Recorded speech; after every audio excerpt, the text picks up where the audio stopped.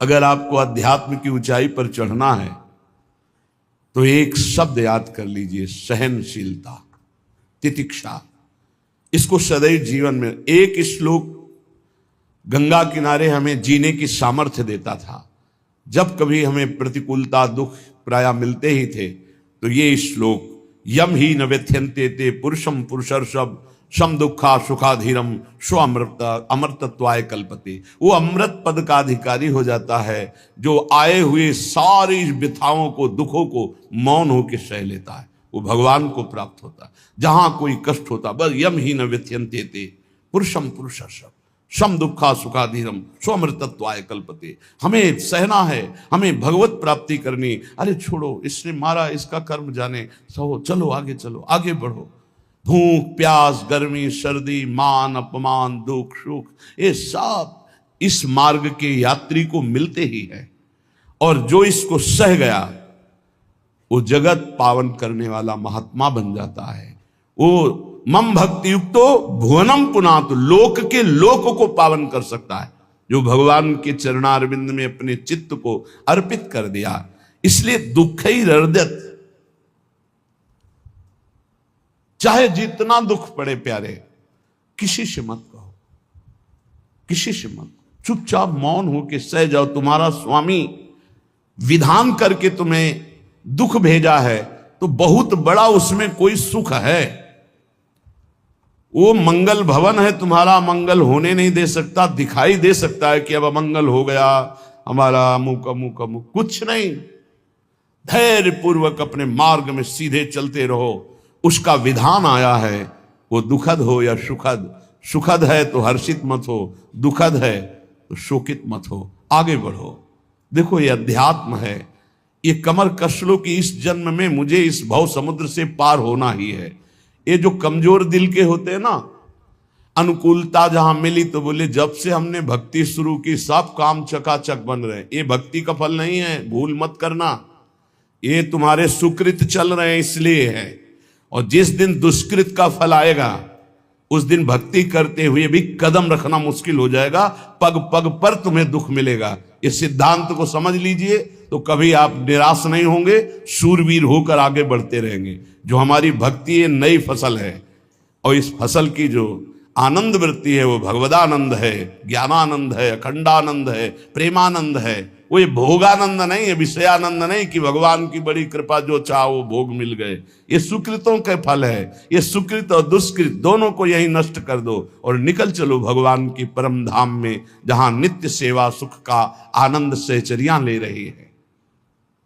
श्रीपाद कह रहे, संतर्जयस ताड़यन, कोई मुझे बहुत डांटे, भर्त्सना करे और ताड़यन, पिटाई भी कर दे, मुझे कुछ कभी शिकायत नहीं करनी प्रभु से।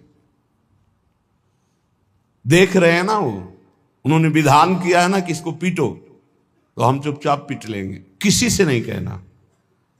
रहीमन मन की मन व्यथा रखिए मन में गोए, सुनिठ ले हैं लोग सब बांटने। इसीलिए असंगो हम, असंग किससे कहें अपने दुख सुख की बात। अपना दिल तो दिलवर को दे दिया, जो बीते सो दिल तो उनके पास है, वो तो जाने दुख सुख की बात, हम क्या जाने, हम तो बस आपके हैं। मौन, अपने विषय में न सुख की बात करे न दुख की, मौन। बात करे तो प्रभु की करे, नहीं तो मौन। मान लीजिए अगर ये मौन आप धारण कर लेंगे तो निकल जाएंगे माया से, नहीं तो किसी की निंदा कर देंगे, किसी का ऐसा कटु वचन बोल देंगे, परुख वचन बोल देंगे, भजन छीण हो जाएगा, भजन करने की वृत्ति नष्ट हो जाएगी। सैकड़ों लोगों के प्रश्न है कि पहले भजन अच्छा होता था अब नहीं होता। उसमें दो बातें होती है, एक तो भजन की ऐसी भूख बढ़ गई है कि अब उतने भजन से नहीं और भजन होना चाहिए। ये उत्तम महापुरुषों की कृपा पात्र भक्तों की वृत्ति होती है। और एक होता है कि आपसे वैष्णव अपराध बन गया, कुसंग हो गया, इस कारण से ऐसा। अगर आपके हृदय में कोई दोष वृत्ति नहीं हो, फिर भजन में ऐसा लगता है कि मेरे से बहुत कम भजन होता है, वैसा भजन नहीं होता जैसा होना। ऐसा बड़े बड़े महापुरुषों को भी अनुभव होता है। ये कोई निंदनीय बात नहीं है, वंदनीय बात है।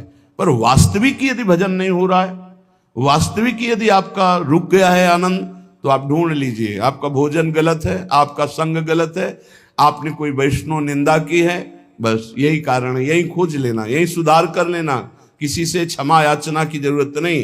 अंदर देखो और आचार्य गुरु से प्रार्थना करो, सब ठीक हो जाएगा। बड़े कृपालु हैं, जिन्होंने अपराधी मुझ जैसे को घसीटा तो अब अपराध बन जाएगा तो थोड़ी छोड़ देंगे वो। विश्वास कीजिए, उन्हीं से प्रार्थना कीजिए, नाथ यदि आपको अपराध मोचन कराना है तो भेज दीजिए मुझे उसके पास, या उसको बुला दीजिए, मैं पैर पकड़ लूं, हाथ जोड़ लूं यदि अपराध बन गया है, और यदि आप चाहें तो आप क्षमा कर दें, आगे से सावधान रहेंगे। बड़े कृपालु हैं प्रभु, क्षमा कर देते। भजन की वृत्ति को रुकना ये सहन मत कीजिए। समय नहीं है कि आज नहीं तो कल भजन चल पड़ेगा, नहीं, तुरंत वाचिक में आ जाइए, तुरंत वाणियों का गायन कीजिए, नाम कीर्तन कीजिए, ढूंढिए अपराध क्या बना जो आंतरिक हमारा भजन रुक गया, और प्रभु से प्रार्थना करके उसको चलवाइए। वो बड़े कृपालु है, क्षमा कर देंगे। अगर आपने प्रगट में किसी का अपराध किया और वो उपस्थित हो तो जाओ, उनके चरण पकड़ो, उनसे प्रार्थना करो। भजन का रुकना सहन मत करो, बहुत कठिन है भजन करके भगवत प्राप्ति करना। वो हमारे अंदर सरलता पूर्वक भजन चल रहा है, उसको बचाओ। किसी की निंदा मत करना, किसी का अवहेलना मत करना। तुम्हारी कोई निंदा करे, तुम्हारी अवहेलना करे, सह जाना कह रहे हैं, इसमें कह रहे हैं। संतर्जय ताड़यन बंधनन, यदि वो कहीं मुझे बांध दें, मैं बंधना भी स्वीकार कर लूंगा। ऐसा भक्तों को कोई बांधता है क्या? हाँ, बांध देते हैं। तितिक्ष ब्राह्मण की कथा में पढ़िए, उसको बांध दिया।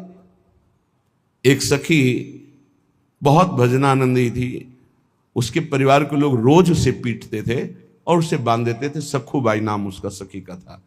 एक सखी बहुत नागरीदास जी के संग में रहकर भजन की वृत्ति उच्च कोटि की सीखी थी, भागमती बाई। उनके पति ही उनके ऊपर सैया लगाकर नवीन रानी के साथ बैठते हुए ऐसा पिटाई करते, इतना कष्ट देते, पर वो उच्च कोटि की ऐसी महान भक्ता, परम सिद्ध बरसाने के जो वास करने वाले अपने नागरीदास जी थे, हरिवंश महाप्रभु के शरणागत, उनके सत्संग से ऐसी उच्च कोटि की दशा प्राप्त हुई, उसे कोई फर्क नहीं पड़ा। उसके कष्ट देने के लिए उसके ऊपर सैया लगाते, राजा थे, और नवीन रानी के साथ उसके ऊपर बैठते, उपद्रव करते, मारते, पीटते, लेकिन वो सम रहती। संतर्जयस ताड़यन बंधनन, शांत, वो देख रहा है, बस तुमको यही सोचना, वो देख रहा है, मेरा स्वामी देख रहा है। वो देखते हुए मौन है ना, वो चाह रहा है ना, तो तेरा किया मीठा लागे, बस बात समझ लो। इतना तो बहुत बड़ी वस्तु प्राप्त होगी, बहुत बड़ी। एक मिट्टी जब कुम्हार को अर्पित हो जाती है तो पीट पीट कर एक छोटा राई भर भी दाना नहीं रहने देता, क्योंकि राई भर भी अगर दाना रहा वहीं से मटकी फूट जाएगी, राई भर भी अहंकार रहा वहीं से भक्ति रस निकल जाएगा। पीट पीट के उसको एकदम बराबर, फिर भी चैन नहीं, जल डाल के रौंदा, फिर भी चैन नहीं, हाथों से मल कर अपने अनुसार बनाया, फिर चाक पे चढ़ाया, जो चाहा आकार दिया, सूर्य के ताप में तपाया, फिर उसको दहकते हुए आवे के बीच में रख के पकाया, फिर उसमें रस रखने लायक क्षमता आ गई उस मिट्टी में। ऐसे ही हम जब संत महापुरुषों को, श्री भगवान को समर्पित होते हैं तो ये सब होगा। रस रखने लायक हृदय तभी होता है जब आवे में तपता है, इसलिए तैयार रहो। तभी नागरीदास जी ने कहा, बड़ो ही कठिन है भजन ढिग डरिबो। एक सूरवीर योद्धा की तरह जैसे उसके अंग घाव से युक्त होते हैं, वो कदम पीछे नहीं आगे ही बढ़ाता है, ऐसे भजनानंदी चाहिए। चाहे मुझे चोर कहा जाए, पतित कहा जाए, गाली दिया जाए, मुझे मारा जाए, बांध लिया जाए, तो भी मैं भगवान पर दोषारोपण नहीं करूंगा। मैं यही निश्चय करूंगा, प्रभु मेरे देख रहे हैं, जोई जोई प्यारो करे सोई मोई भावे, उनका विधान परम मंगलमय है। अंतः क्लेश मतीव दुस्सह तरम प्राप्नोति नाना विधि। मुझे अंदर से भी बहुत पीड़ा दी जाए, काम पीड़ा, क्रोध पीड़ा, लोभ, बाहर से तो ये दिया जाए और अंदर से भी ये दिया जाए, तो भी हे प्रिया जो आपसे नहीं कहूंगा। प्रेम में कभी शिकवा शिकायत नहीं होती, ना इष्ट से और अपने प्रीतम के विधान से दिए हुए कष्ट को हम दूसरे से कह दें। धिक्कार है हमारी प्रीति को, प्रीतम सहावे और मैं दूसरे से शिकायत करूं, नहीं।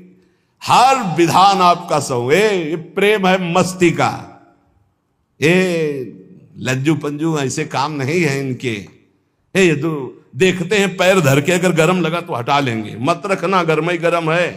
और छाती मजबूत करके कि आग पे चलूंगा, तो पैर रखोगे तो चंदन हो जाएगा आग में भी। पूरे जीवन की बात कह रहा हूं, पूरे जीवन की। सोचो उस समय जब 13 वर्ष की अवस्था है और घर से निकले थे, कोई साथी नहीं है, कोई समझाने वाला नहीं, और आज इतना जीवन हो गया इसी यार के सहारे हुआ है। इसी यार, ना 1 रुपया कभी था, न रहा है और न रहेगा। प्रेमानंद का 1 रुपया नहीं है, प्रेमानंद की 1 वस्तु नहीं, ना रहा ना रहेगा। हाँ, प्रेमानंद की सब वस्तुएं हैं, ना होते हुए भी पूरा विश्व मेरा। क्यों? प्रेमानंद भगवान का है, भगवदानंद को प्रेमानंद कहते। वही संपत्ति जीवन भर एक ही साथी रहा है। और हे नाथ, ऐसी कृपा करना, अब दूसरा साथी बने ना। अब आओ तो मृत्यु रूप में ही आओ, और किसी रूप में मत आना। साथी हो तो आपका साथ हो। सर्वहरण करने वालों में मैं मृत्यु हूं, बस उस रूप का इंतजार है। आओ उस रूप में और समेट लो अपनी लीला। बस कभी किसी से शिकायत, कभी किसी ने कैसे हो, आनंद है। नहीं सुना है किडनी खराब है तो सुना ही होगा, कोई दुख नहीं, कोई दुख नहीं। वर्तमान दुख वर्तमान के आनंद से बहुत छोटा है। क्या दुख है? स्वामी के द्वारा दिया हो। ये आप हमारी प्रार्थना मान लीजिए, इस मार्ग में चलने पर जो दुख मिले कभी किसी से कहना नहीं, नहीं तो प्रीति में कलंक लग जाएगा, वो तुम्हें प्रभु से हटा देगा। नहीं, रहीमन मन की मन व्यथा रखिए मन में गोए, सुनिठ लई है लोग सब बाट न लिए।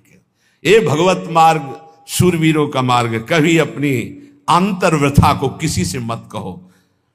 जीवन में अगर कोई हमें कष्ट दे रहा है तो हमारा कर्म है, ना कि कोई व्यक्ति। ये बिल्कुल सिद्धांत तक चर्चा समझ लो। वही व्यक्ति जो मुझे द्वेष करता, वही व्यक्ति जो मुझे कष्ट और दंड देता, वही व्यक्ति प्रणाम करके छाती से लगाकर आंसुओं की धारा से अभिषिक्त किया, तो वो व्यक्ति था या कर्म? जब कर्म भोग हो गया तो वही हृदय से लगा के अश्रुधारा से क्षमा कीजिए, बहुत ऐसा नहीं, आप तो बड़ी कृपा की। व्यक्ति कभी कष्ट नहीं देता, मेरा कर्म उसके ऊपर सवार होकर मुझे दंड देता। इसलिए मैं किससे कहूं? अपनी जबान से दांत कट जाए तो किससे कहूं? ये जो दांत, इससे जबान हमारी पीड़ा को किससे कहूं? अपने हाथ से चोट लग जाए किसको कहूं? ऐसे सब आत्मस्वरूप हैं। हमारा कर्म ही उनके ऊपर सवार होकर हमें दंड दे रहा है। इसलिए भाई, श्रीपाद का सिद्धांत जो कह रहे कि अगर भगवत प्रेम प्राप्त करना है तो मुंह बंद। 22 बाजार में कोड़े मारे गए, एक बार भी श्री कृष्ण से नहीं कहा। पूज्य भाई जी महाराज के जीवन कष्टमय है, कभी श्री कृष्ण से नहीं। बाबा नहीं सह पाए, बाबा ने श्री कृष्ण से कहा, श्री कृष्ण चंद्रजू से, ये क्या है, इतना कष्ट क्यों दे रहे हो उनके शरीर को? तो मुस्कुरा दिए, बोले मैं नहीं दे रहा हूं, ये तुम्हारे कर्म का फल भाई जी भोग रहे हैं। ऐसा? बोले हाँ। सीधे अस्पताल गए, भाई जी से कहा, ये आप हमारा प्रारब्ध क्यों भोग रहे हैं? तो कहा, आज ये कौन सा खेल रच रहे हो बाबा, क्या बात कर रहे हो? जीव का अपना कर्म भोगना होता है, किसी और का निजीकृत कर्म भोग? तो उनका आप हमको बहका नहीं सकते, हमें परम तत्व से पता चला है कि आप हमारे कर्म। तो हंस दिए भाई जी और बोले, देखो हमें कोई फर्क नहीं पड़ता, आपको फर्क पड़ जाता। आप चढ़ो, जिस साधना की चढ़ाई पर चढ़ रहे हो चढ़ो, मंगलमय श्री कृष्ण तुम्हारी यात्रा को पूर्ण करें। हम तो अस्पताल में पड़े पड़े प्रिया प्रीतम के साथ खेल रहे हैं, कोई फर्क नहीं पड़ रहा। ये बड़े महापुरुषों ने अपने कष्ट की तो बात जाने दो, दूसरों के कष्टों को लेकर भोगाए। हम जरा सा कष्ट आ जाए तो बोले हमारी अंदर श्रद्धा थी अब खत्म हो रही क्योंकि कष्ट आने लगा। उसमें भगवान का क्या दोष है? वो तो बड़े कृपालु हैं कि ऐसे पापात्मा होने पर भी मुझे महात्माओं का संग दिया, धाम का वास दे रहे हैं, नाम जपवा रहे हैं। अब हमारे पूर्व प्रारब्ध हमें कष्ट दे रहे हैं, इस समय भी वो हमें दुलार कर रहे हैं। जीव समझता नहीं, केवल दोषारोपण भगवान और भगवत मार्ग पर कर देता है। इसलिए उपासक को अंतः क्लेशमति व दुस्सहतरम, ये जो आप काम क्रोध से जल रहे हो ना, ये तपस्या है, इसका बहुत बड़ा लाभ मिलेगा। और अगर भोग रहे हो ना, गिर रहे हो, पतित हो रहे हो, तो वो सुख नहीं है, वो शांति नहीं, वो विश्राम नहीं है। तो एक बात ध्यान रखना, इस शब्द को याद रखना। ऐसे रहने पर भी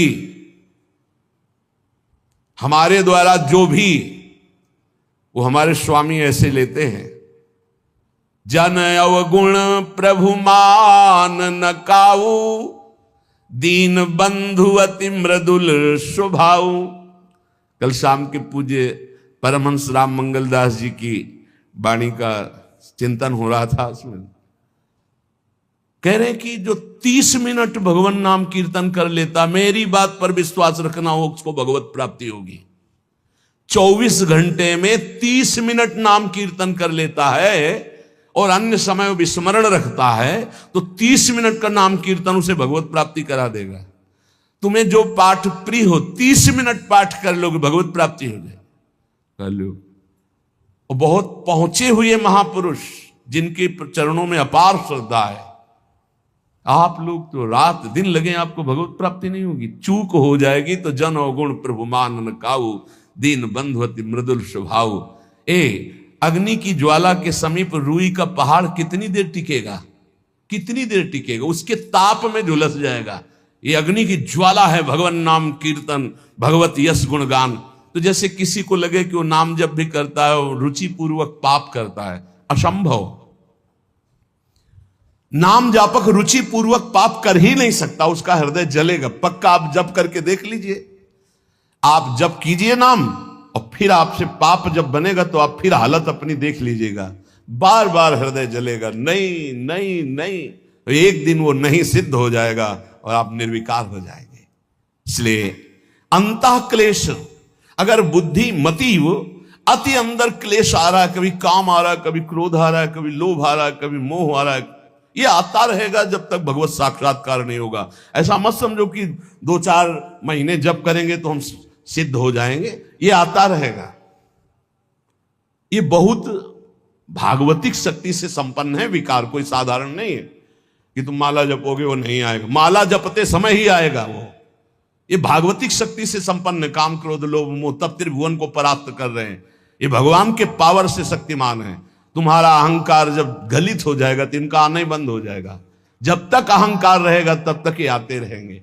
तो जो तुम्हारे अंदर जलन हो रही, मत कहो किसी से, सह जाओ, यही तपस्या हो जाएगी, यही भगवान की प्राप्ति का हेतु हो जाएगा। प्रभु के लिए थोड़ा कष्ट सहकर आप आगे बढ़कर देखिए वो कितना आपको प्यार देते हैं। यही कष्ट सहना है, आंतरिक विकारों को सहना, बाहरी प्रहारों को सहना, कभी किसी से ना कहना, ये भक्तों का स्वभाव। मौन, इसीलिए वाणी से मौन, कुछ ना बोलना। हमने एक संत भगवान को देखा, 22-23 वर्ष पहले वृंदावन में कच्चा मार्ग था, एक बोरा रखते थे, ऐसे पागलों जैसा भेष था। तो जब रात्रि के 11 बजे वापस यमुना किनारे से प्रसाद पाके यमुना किनारे गए, यमुना किनारे से जब लौटते थे तो उनको देखते थे अकेले वो बैठे रहते थे। उनकी मुद्रा देख के लगता था भगवदानंद में डूबे हुए हैं। नजदीक बैठे, बोरा उठाया, चल दिया। अमित पीछा छोड़ने वाले थे नहीं, पीछे तो उनका क्या बात है, क्यों पीछे हो। अब संत वेश हमारा भी तो मर्यादा से ही बोलेंगे, वो कुछ नहीं, केवल जानना चाहते हैं आपको। तो कालीदह की इधर एक तमाल का पेड़, जो श्वेत रंग का एक वृक्ष है, उसका मुझे नाम नहीं याद आ रहा, गूलर जैसा, और वो तमाल में लिपटा हो, अब भी है, दाहिनी तरफ है। ये जो खाली जगह पड़ी ऊंची, जो अपने दाहिनी तरफ बर्फ फैक्ट्री के आगे जाते हैं, उसी के नीचे बैठ गए। तो हमने पूछा, आपकी स्थिति देखकर मुझे लगता है आप हर समय भगवदानंद में डूबे रहते हैं। बोले जब लगता है तो प्रश्न क्यों करते हो। हमको आपकी वेशभूषा देखकर, तो बोले जगत से बचने के लिए ये वेशभूषा है। एक बोरा ऐसे जैसे कोई बीनने वाले होते हैं, कबाड़ बीनने वाले, ऐसे बोरा ऐसे रखे थे, गमछा लगाए हुए थे, पूरा शरीर खुला, कोई साधु का वेश नहीं, कोई चिन्ह नहीं, और उनकी स्थिति भगवदानंद में थी। उनका ये किसके उपदेश, किस मार्ग के उपदेश, किस इष्ट की आराधना से आपको ऐसी स्थिति प्राप्त हुई। बोले प्रथम पूज्य श्री स्वामी राम सुखदास जी महाराज का सत्संग हुआ। इष्ट देव श्री कृष्ण, इष्ट ग्रंथ गीता, उसी की कृपा से मुझे ऐसा, मैं भारत के हर तीर्थों में वास करता हूँ, भ्रमण करता हूँ, असंग रहता हूँ और यही वेशभूषा रहती है। बड़ा अंदर से तो भोजन प्रारब्धवशात जो सामने आ जाता है उसे पा लेता हूँ, नहीं आता भूखा रहता हूँ। तो कहा अगर हम मधुकरी ले आवें कभी आप जिससे तो पालेंगे, बोले दे देंगे तो पालेंगे। दूसरे दिन मधुकरी लेकर तो रोज हमारी उनके चरणों में श्रद्धा, क्योंकि उनका रहना और चिंतन दोनों, रहनी और चिंतन बड़ी प्रशंसनीय। जो वीतराग परमहंसों के अक्षर सा वैसे कुछ पास नहीं, केवल बोरा, वो नाटक के लिए बोरा कि कोई समझे कबाड़ बिनने वाला, और एक गमछा ऐसे रंग बिरंगा, बस कुछ नहीं, कोई भागवतिक चिन्ह नहीं। एक दिन देखा वो बड़े मक्खियां भिन भिना रही, तो नजदीक गए, क्या होगा? कहा चुप जाओ। इनका बोलिए ना, बोले वमन और शौच दोनों हो रही है, शरीर बिगड़ गया है। तो हम कहा औषधि के लिए हम व्यवस्था, बोले इसलिए कह रहा हूँ आप बच जाइए। तो हम कहा हमें बता तो दीजिए क्यों नहीं? तो बोले आया हुआ प्रारब्ध है, इसको हंस के भोगना है। ऐसे कोने में साइड में ऐसे पेड़ के किनारे पड़े, 2-4-10 दिन जो भी व्यवस्था उनकी बनी, फिर वो हमको दर्शन नहीं मिले, अन्य तीर्थों में चले गए होंगे। ऐसा महापुरुष, क्या हम अपने शरीर को इतना प्यार करें कि भगवान से श्रद्धा हो जाए, भक्ति मार्ग में हम लड़खड़ा जाएं, फिर सत्संगी किस बात का? ये पक्का समझ लीजिए, ये जो भगवत मार्ग है ये शूरवीरता का मार्ग है, सहन करने का मार्ग है। जितने भी महापुरुषों के चरित्र हैं आप पढ़ करके देख लीजिए, भगवान के चरित्र से भी ज्यादा लाभ भक्त चरित्र सुनने से इसलिए होता है कि हमको लगता है कि हमारे जैसा जन्म लेकर इतना कष्ट सहकर इस ऊंचाई पर पहुंचे, ये बड़ी बात है कि वो जीवत्व से हमारी तरह पैदा होकर ईश्वत्व को जाता है। इसलिए भक्त चरित्र में विशेष बल हमको प्राप्त होता है। क्या क्या कष्ट सहते, और आप खुद देख लीजिए, आपको जितना कष्ट है उससे बड़ा सुख है कि नहीं, अंदर देख लीजिएगा तो इसी से अनुमान लगा लीजिए, जितना बड़ा कष्ट उससे कई गुना बड़ा सुख भगवान देते हैं, तभी वो उनका यश गाते रहते हैं। ऐसे थोड़ी होता है कि हमारे भगवान का हम भजन करते, हमारे साथ न्याय नहीं हुआ। न्याय तो सही बात नहीं हुआ, नहीं तो तुम्हारी दुर्गति हो जाती है। सही बात में उन्होंने न्याय नहीं किया, पक्षपात किया है तुम्हारा। अगर वो सही न्याय करते तो ईमानदारी से कहते हैं, केवल नरक के कीड़ा ही बनना पड़ता और कुछ नहीं है। खूब देख लो, डबल चेहरा होता है, एक सामने का चेहरा देख रहे हो और एक एकांत का चेहरा होता है, डबल चेहरा होता है। और भगवान डबल रखो चाहे तिबल, सब देखते हैं। सब हम बैठे हुए देख लो ईमानदारी से, वृंदावन की भूमि में एक चेहरा है जय श्री राधे, और एक चेहरा है जो राक्षस है अंदर बैठा। देख लो, अंदर देख लो, बिल्कुल इस समय सीसी कैमरे में हो, अंदर देख लो, एक राक्षस बैठा है। और उस राक्षस ने जो जो करवाया आप लिखो रजिस्टर में, तुम्हें याद है जितना, और इसके बाद आप न्यायाधीश बनो, फिर आपकी क्या दुर्गति होती उसका।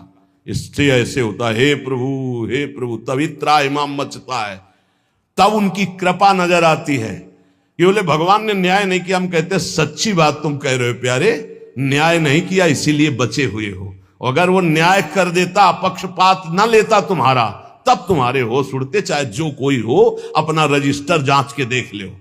इसलिए कहते हैं कि सबकी जीवनी शुक्ल पक्ष की लिखी जाती है, कृष्ण पक्ष की तो केवल उसी की छाती जानती है, दूसरा नहीं।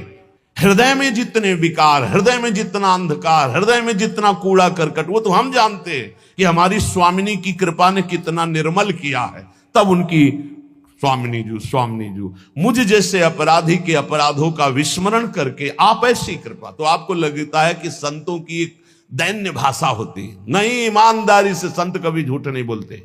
जैसे कह रहे हैं कि मौसम कौन कुटिल खल कामी, तो अंतर ये होता है कि आंख में जैसे थोड़ा पड़े तो बहुत बुरा लगता है, और पीठ में इतना बड़ा तिनका चला जाए तो कुछ समझ में नहीं आता। संतों का हृदय आंख जैसा होता है, थोड़ी सी भी गलती में हाय हाय मच जाता है। धिक्कार है तुम्हारे जीवन को, अपने को तुम क्या समझते हो और क्या है तुम्हारे अंदर विचार। और जो मलिन अंतःकरण वाला था, भारी भारी पाप करके भी उसको पश्चाताप नहीं होता। संत जनों को एक पाप की जरा सी वृत्ति की आभास स्फुरना, वो पूरा पाप नजर आने लगता है उनको, क्योंकि इतना निर्मल हृदय होता है। तो सच्ची कहते हैं कि जैसे घोड़ों की लगाम पकड़े हुए श्री कृष्ण अर्जुन की बैठे हैं, ऐसे अपने भक्तों की लगाम पकड़कर बैठ जाते हैं, तो यात्रा अध्यात्म की ऊंचाई की चलती, किसी की सामर्थ्य नहीं। इसलिए सब भक्त ऐसे तो आपको मिलेंगे। जहां सामर्थ्य की बात है वहां केवल श्री भगवान की कृपा है। इसलिए बाहर की पीड़ा और अंतर की पीड़ा अपने प्रीतम के द्वारा दी हुई मानकर सह जाओ, तो आगे प्रीतम तुम्हारा स्वागत करने के लिए खड़े, पक्का समझ लेना, पक्का। और वो देंगे ये पीड़ा। क्यों देंगे? इसी पीड़ा में पता चलता है कि तुम्हारे मन की सुई किधर जा रही है। प्रताप राय जी महाभागवत थे, बड़ा चरित्र है। उनके यहां एक व्यापार चलता था कुल परंपरा से कि आपको अगर रुपए की जरूरत है तो आप अपना स्वर्ण आभूषण या कुछ रख जाइए गिरवी और रुपया ले जाइए, और ब्याज से तो रुपया दे जाइए, अपने मूल गिरवी ले जाइए जो रख के गए हो। यही उनकी कुल परंपरा से चल।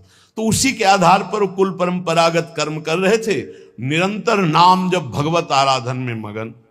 अब नाम जब भगवत आराधना और ईमानदारी से कार्य, तो बड़ा सब खूब धन संपत्ति, बहुत आनंद, और भक्तजनों के खूब भोजन होते, भंडारे होते। तो जो चिढ़ने वाले जलने वाले लोग हैं वो जलते थे कि करता तो ये कुछ है नहीं, खूब जय जय मच रही है चारों तरफ, इसको नष्ट किया जाए। ये किसने बीज बोया? अरे बोले दुष्ट स्वभाव ने। नहीं नहीं नहीं नहीं, भगवान ने। किनको हुस्काया? डंडे को। क्यों? अब झंडा फहराओ मेरे भक्त के यश का। उनके हृदय में जलन हुई। वहां का काजी और मिल गए 3 लोग, और उन्होंने कहा कि इसको नष्ट किया जाए। बोले बस आप सहयोग दो, नष्ट तो पक्का। बोले कैसे? बोले प्लान तो सब हमारा बन गया है। अब झोली में कंकड़ भरे, और प्रताप राय जी बेटी का ब्याह है, 10,000 मुद्रा चाहिए। बोले गिरवी? बोले है स्वर्ण मुद्राएं। अब वो इतने ईमानदार विश्वास, बोले बॉक्स रखा रहता है उसी में रख दो, दस्तखत करो, 10,000 रुपए लो, ब्याज से दे जाना, अपना ले जाना।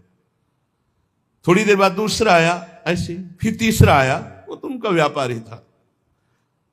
5 दिन बाद वापस आया और काम बन गया, ब्याज सहित ये रुपए लो, हमारा आभूषण वापस करो। बोले जहां रख गए थे वैसे उठा लो। बाक्स से उठाया ऐसे, अरे देखो कितना नाटक करता है, माला जपता है, भगत बनता है, हमारे स्वर्ण आभूषण हटाकर कंकड़ पत्थर भर दिए। अब लोग तो आश्चर्यचकित हो रहे थे कि ये भगत जी तो ऐसे है नहीं। इतने में दूसरा आया, उसने भी वही नाटक शुरू। तीसरा आया, उस अब तो पक्का हो गया कि पाखंड करता है। लोगों की श्रद्धा को कपूर कहा गया है। कपूर ऐसे बाहर रखो ना तो उड़ जाता है ना, ऐसे ही श्रद्धा है। अगर उसको आप मजबूती, विश्वास की मजबूती में नहीं रखोगे तो श्रद्धा उड़ जाएगी। अब तो सब कहने लगे कि प्रताप राय तो बहुत ही पाखंडी निकला। अब हाहाकार मच गया। इसके बाद काजी, वो तो सब मिले हुए थे, काजी ने बादशाह के सामने बात पेश की। काजी के इशारे से बादशाह ने हुक्म दिया इनको बंदी बना लिया जाए, सारी संपत्ति जब्त कर ली जाए।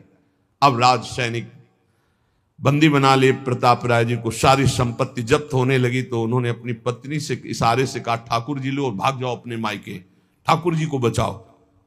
ऐसी स्थिति में याद क्या है? ठाकुर जी को बचाओ, उनका भोग राग चलता रहेगा, हम तो जेल में कष्ट भोग लेंगे।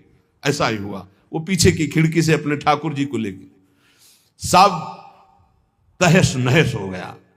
मलेक्ष सेना साहब नष्ट भ्रष्ट कर दिया, बंदी बनाया, उनको ले गए, जेल में डाल दिया।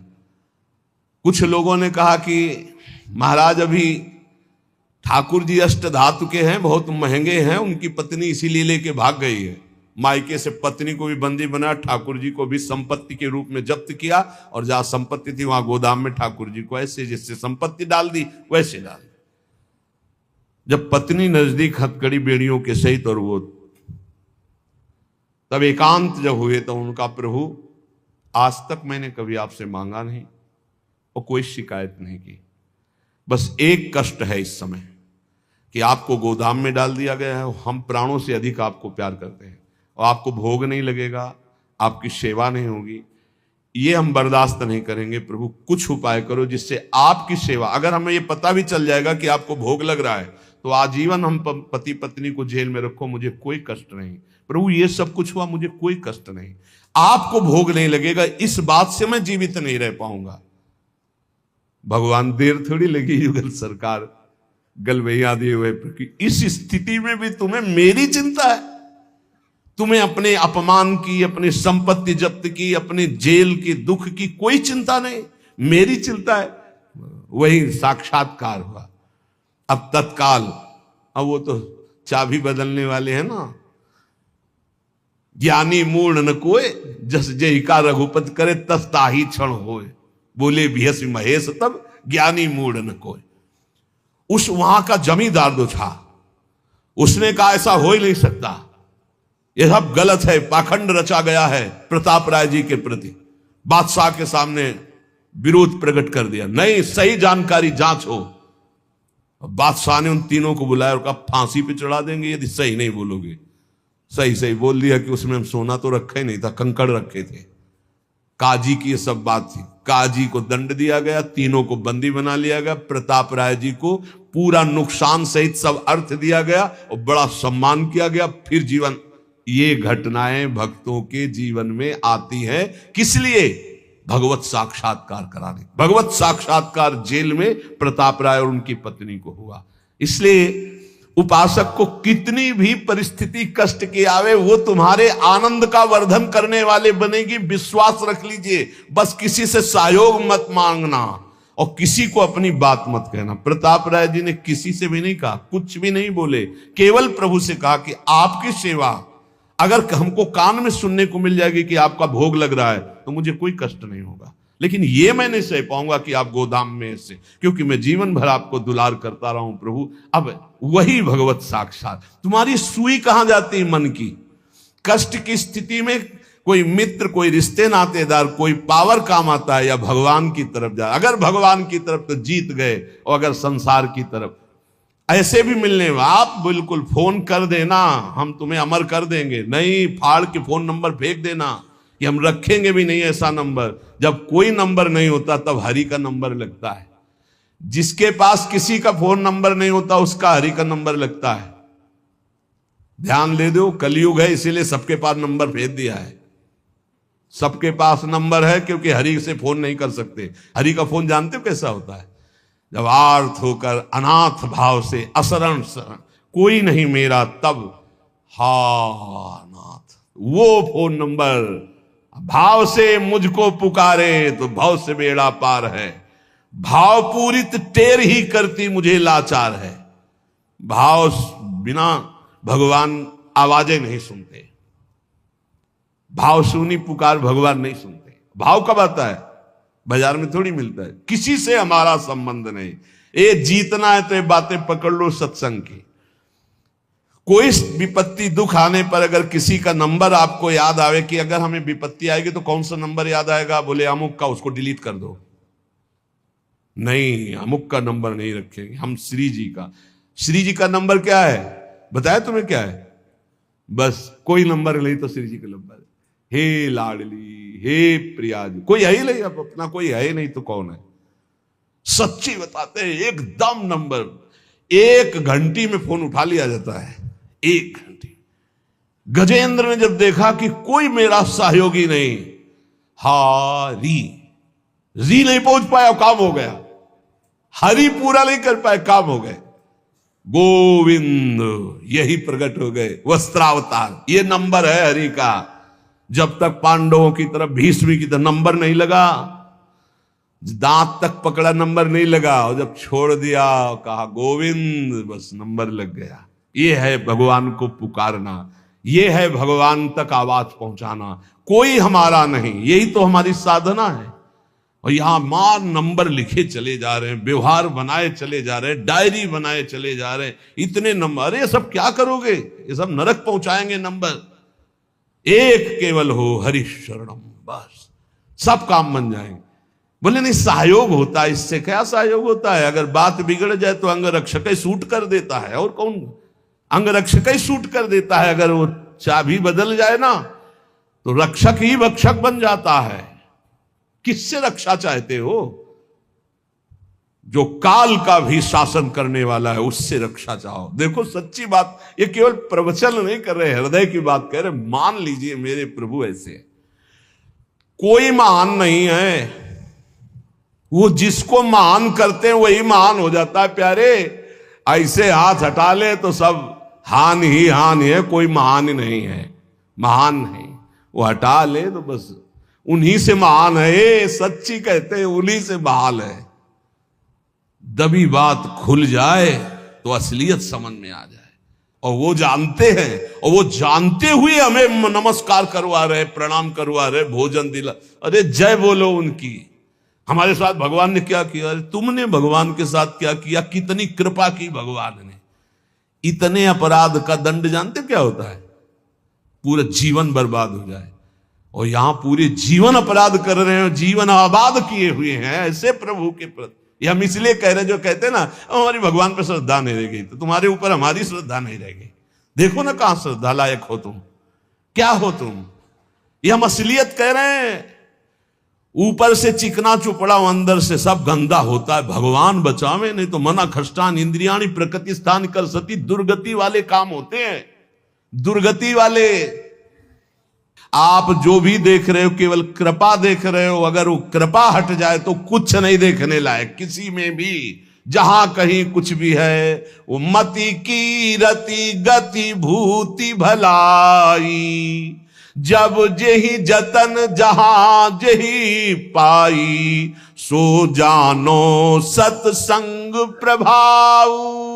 लो कहूं वेद न आन उपाऊ। इसीलिए हम कहते हैं ये मत कहो मुझे भगवान पे श्रद्धा नहीं रह गई। भगवान की इतनी कृपा है, हम कैसे तुम्हें बताएं। कृपा ही कृपा है कि वो न्याय ठीक से नहीं करते। किनके साथ? एक बार जो कह दे राधा, एक बार हरि, एक बार कृष्ण, तो पक्षपात ले लेते हैं। अगर पक्षपात न लेते और ठीक से न्याय करते तो करोड़ों कल्प रौरव नरक मिलता, फिर भी उद्धार नहीं होता। इसे आचरण सबके अंदर है, देख लो। 15 मिनट के अपराध से जीवन भर आपको भारत की जेल में सड़ना पड़ेगा। वो ऐसे कितने अपराध हैं उनका, जिनको तुम इस कानून से अनुमान लगा सकते हो। वैसे कितने अपराध किए, लेकिन स्वामी ने कभी एक चाटा नहीं लगने दिया, और निकाल करके आपको परम पद की तरफ ले जा रहे। कृपा नहीं दिखाई दे रही? तुम सत्संग, नाम जप, भगवत यश गायन, भगवत लीला, भगवत धाम, ये तुम्हारी साधना का फल है क्या? ये कृपा का फल है। तुम अपने को देखो और कृपा को देखो तो यही बलिहारी जाएगी कि जासु कृपा नहीं कृपा आघाती। जिनकी कृपा कृपा करने से आघाती ही नहीं है। इसलिए अंतः क्लेशमति व दुस्सहतरम प्राप्नोति नाना विधि। नाना विधान से यदि अंतर बाहर कष्ट मिले तो चुपचाप सह जाना, राधा राधा राधा। आगे बढ़ोगे तो भगवत प्राप्ति हो जाएगी।